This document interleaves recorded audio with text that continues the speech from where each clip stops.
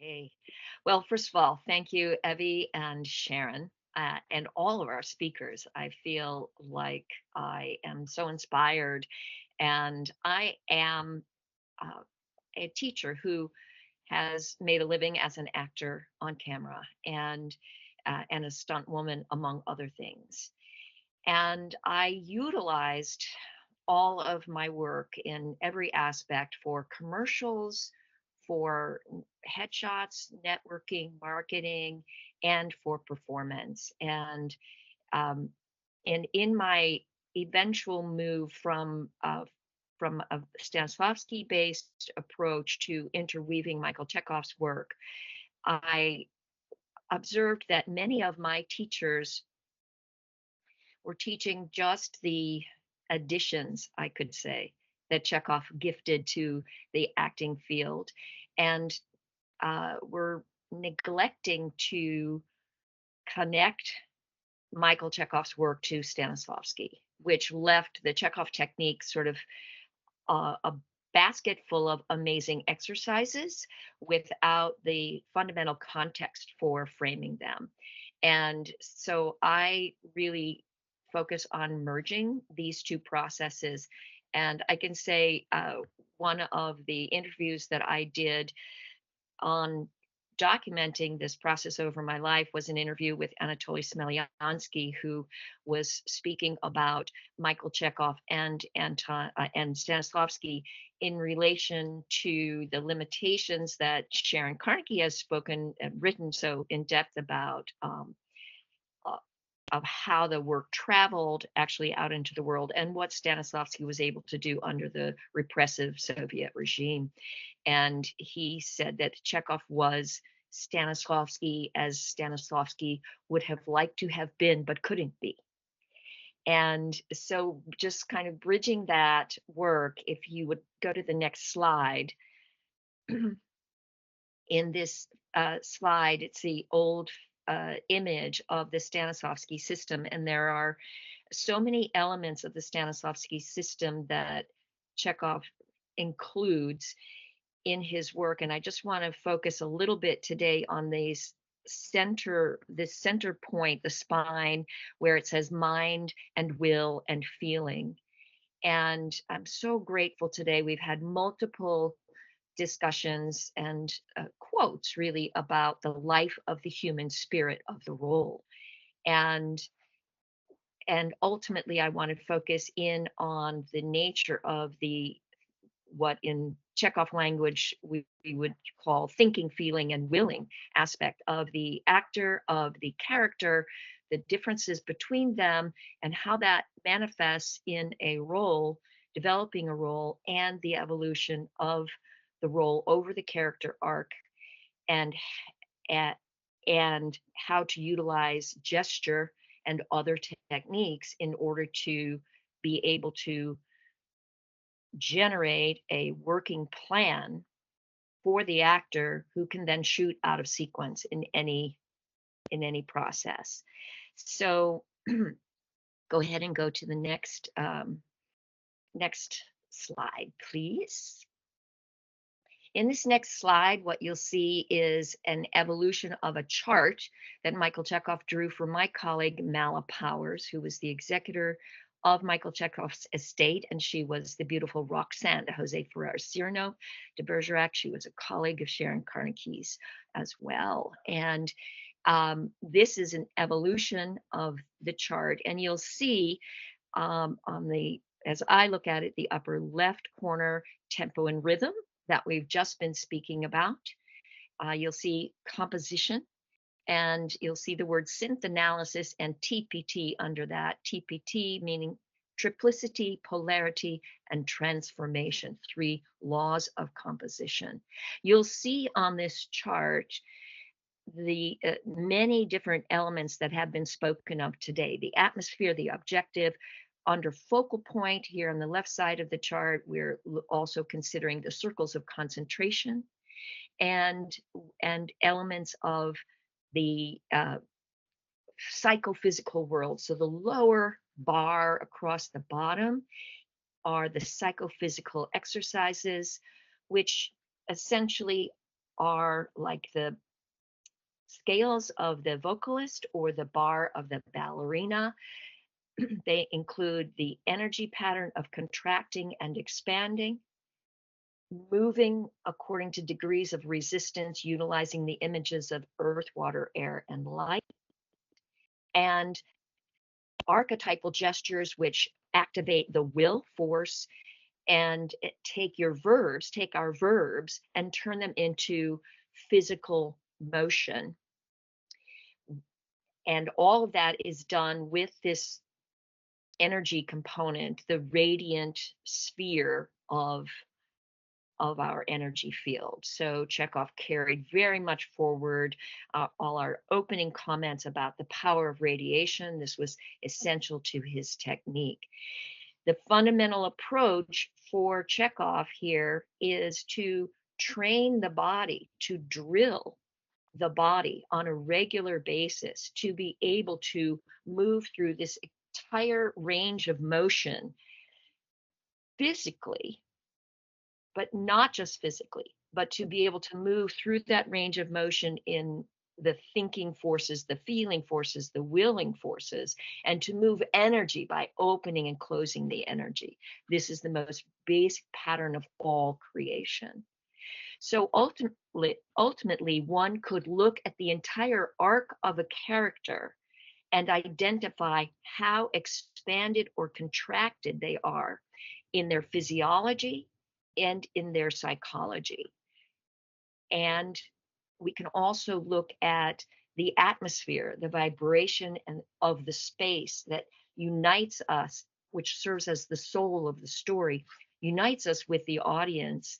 It also can be very contracted or very expanded so that the actor can track where they are in relationship to the atmosphere, the character is in relation to the atmosphere. And in the same way that we experienced this sense of, Darren was talking about the inner and outer, perhaps contrasting tempo rhythm, we can also have atmosphere contrasting with the inner world of the actor. And all of this can be tracked or scaled literally according to how expanded or contracted that makes it, as well as the sound of the voice in terms of volume, etc. And it could be put on a scale, literally a 0 to 10 scale, for example. So you could score your entire arc of your character and code it onto your script. If you're lucky enough to get an entire copy of your full script, or you can apply it just to the section that you have. So I used this system for projects as short as 30-second commercials, which had multiple scenes within the commercials to track the story that was very cinematic, for example, in a United Way Rape Crisis Center. So it had me perfectly walking through a parking lot and then being attacked, and then in the hospital recovering, and then a year later with counseling, being able to re-enter society. So it was the whole arc of a film within 30 seconds. And I could track everything. And of course, we shot um, of sequence to do that. So we have that same kind of process of being able to drill as a training process, working with degrees of resistance and working with these fundamental gestures to push, to pull, to lift, to smash, gather, throw, all the basic patterns of movement. Expanding and contracting is what is happening, molding, flowing, flying, how it's happening, and then the gesture is why it's happening. When we train ourselves to be able to do this set of psychophysical exercises, we also are learning what Chekhov called veiling.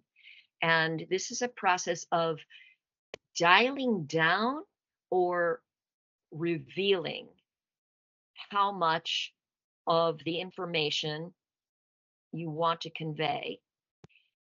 If we were lighting a stage, we could lower the power that goes into a into a lighting instrument if the light was too bright.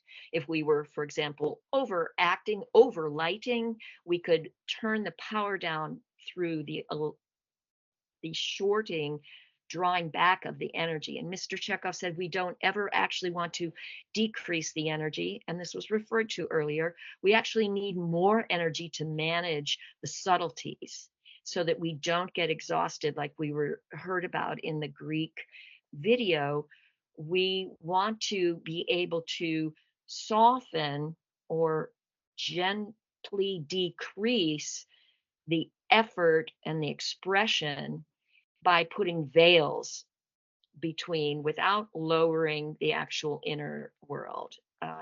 When we look at someone like Clint Eastwood, who really used the practice of intentionally developing his radiation, you can see he attains a kind of radiation power at where he becomes iconic in Dirty Harry.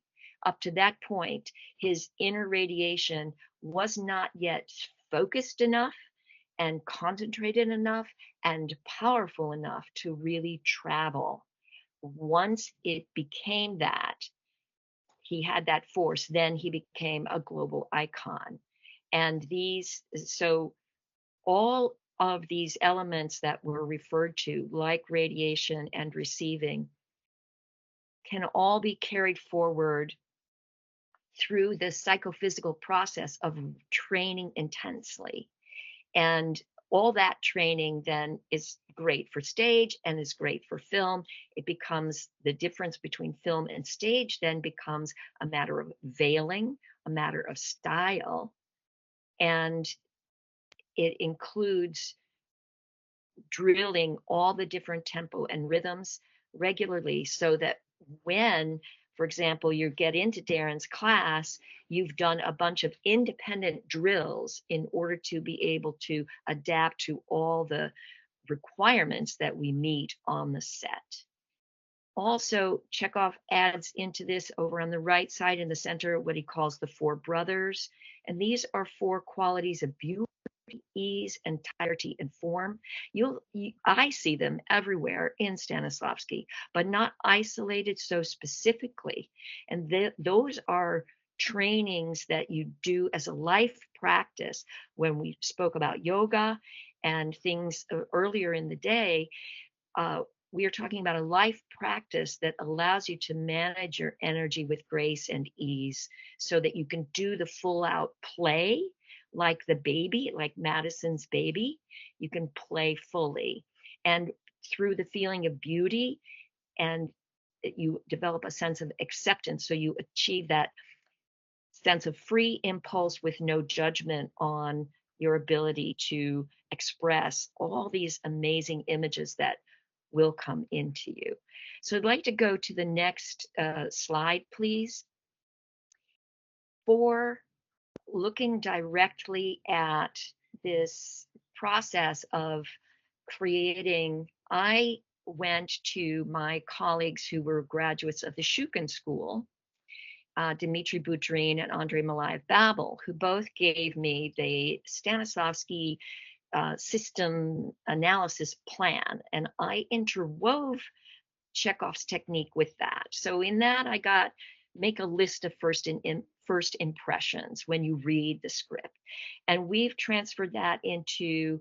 And I do this as a solo actor. I do this as a director for my play, and we do it together as a cast and design team for a show. And I mentored 5 different films in Hollywood with the director, the cinematographer, and the assistant director and the production designers. Took them through this process for the film. So this first one is a film. Well, you might recognize it. There's a witch with a broom. There's a bunch of spirals. Maybe that is the Wizard of Oz. So this is images. Instead of just listing the images, we get the actors to draw them, and we get the actors to get up and physicalize what is drawn by anyone on the graph. After we read multiple times and let our images pour in, go to the next slide, please. Now we're going to be looking on this next slide. This is another show. This is called Grotesque Love Songs. As you can see, it's a very different set of images. This is done by one actor for her particular role. And the next one. Now we're looking at the themes. What is this story about? What is the scene about? What is the play about? And it's 1-2 word ideas, jamming, putting everything down on the paper, and then examining what are the uber or super themes that appear, and then asking ourselves, if this is what the play is about, what are we saying? If this is the story, what are we saying about this story? Next slide, please. We come to asking ourselves, what is the idea?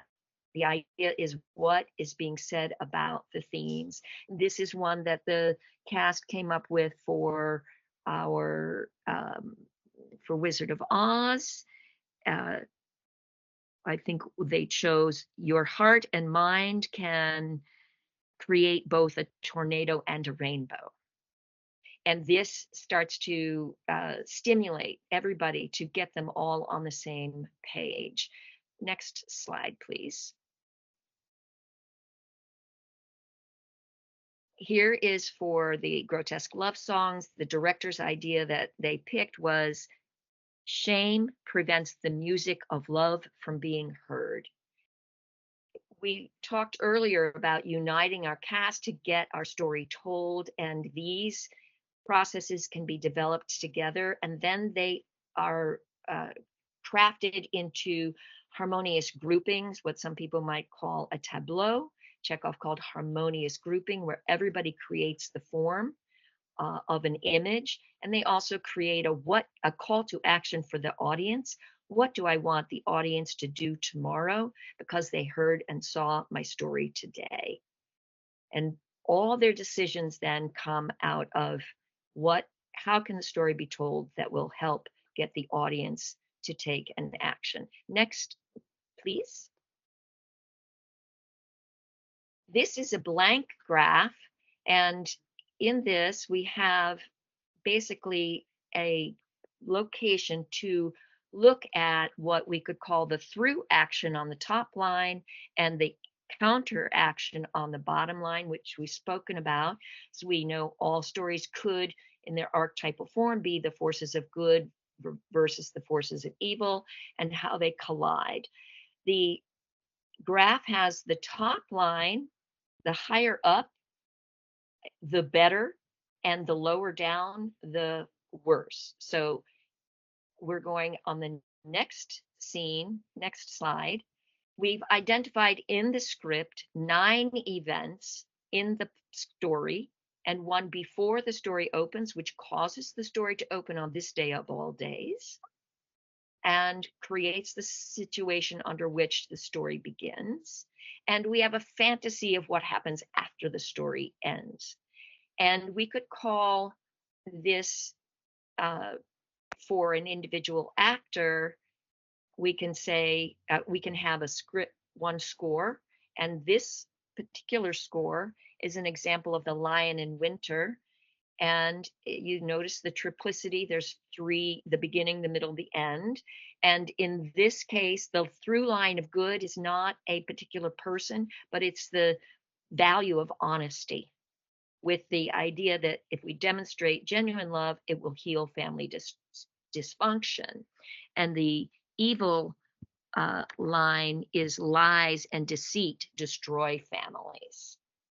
And deceit. So anything that moves truth forward gets placed higher up on the graph, and anything that engages in more deceit, the event goes lower on the graph. And this starts to reveal to us what our tempo, rhythm, and dynamics and intensities need to be. When it's higher on the graph or lower on the graph, they are the most intense moments. Next image, please. Here we have the Wizard of Oz, and the top graph is the overall director's, what we call synth analysis, that's synthesizing the analysis. for the whole story. And the bottom is for the role of Dorothy. Now, that's in Spanish. You might not be able to understand it there, but so I want to particularly look at the role of Dorothy. And in the role of Dorothy, we have, I'm going now to the concept of thinking, feeling, and willing as three elements of every psychology. And as we saw, was something of interest to both Stanislavski and Michael Chekhov. The evolution of the role of Dorothy here is moves her from a self-oriented, self-pitying orphan, relying on and demanding everybody attend to her going through a series of crises and challenges, which one challenges her will force and she grows with that. One challenges her feeling force and she grows through that. And one challenges her thinking force. So the Tin Man representing her feeling force, and the Scarecrow representing the thinking force because he wants a brain. Tin Man wants a heart. Lion wants courage, representing the will force. And her journey to wholeness, where when she returns home, she is willing to be a viable part of, and functional part of the family unit. Once the actor has this graph of where they are in the feeling of the whole, they can then go ahead to the next screen. This is just an outline here of each of the 9 events, and it has in it the essential atmosphere that connects each major event. Next one, please. And here is for love songs. This is the director's overall pattern. And the next one is for the actor. This is for the character of Romy. Instead of the atmospheres in between the 9 events, and her 9 events are completely different because her good is having her own home safely in love, and her evil is being abandoned and homeless. So this is where we really get into the juice of what I'd like to offer. The psychological gesture, which is a full-bodied physical expression with the power of radiation, the image of the character's body, and the gesture of the character's will force. You could say they're super task put into a physical action, a physical motion. And for this actress who created this, she was in a very big reach. She was really, really reaching as her main gesture. And by doing the big physical reach, she can kinesthetically activate that sensation, and then she can veil it so that it becomes as subtle as simply an inhale or a palm just slightly exposed. And or on a long shot, it can be more unveiled, a little more physical. But the actor creates 3 gestures. One that expresses their worst nightmare. So this would be a reactive gesture, and it is her gesture of her nightmare of being fully abandoned and homeless, versus she creates another gesture, which is her expression of full winning what her goal is, her super task achieved. So super task totally failed, super task totally achieved, and the central core gesture, which is the way which she avoids her abandoned homelessness and achieves her home life safe love.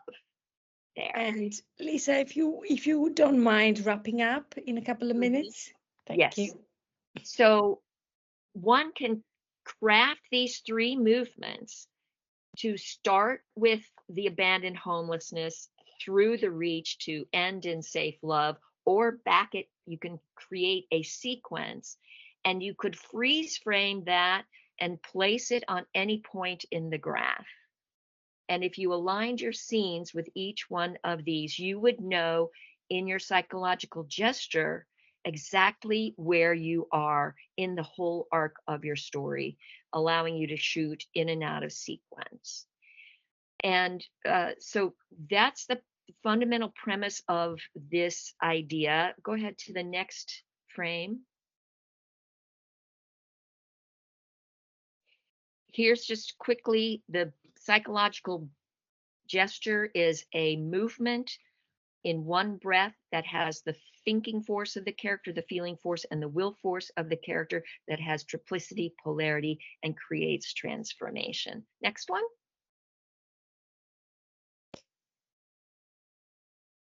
I'll pause there. We won't run this. This is an example of moving through that entire process.